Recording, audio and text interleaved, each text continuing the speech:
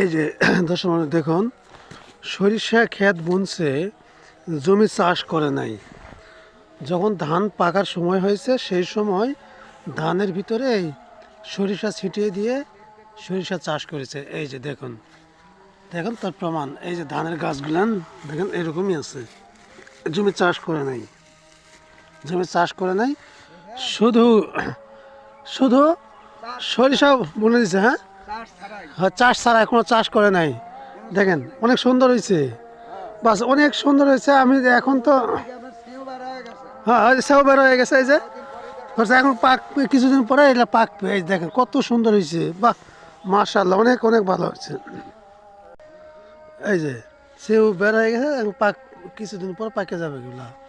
মাশাআল্লাহ, একটা জমিতে চাষ করে নাই, চাষ না করেই সরিষা ক্ষেত বলছে, কত সুন্দর সরিষা হয়েছে। এই যে মাশাআল্লাহ, অনেক সুন্দর, অনেক সুন্দর।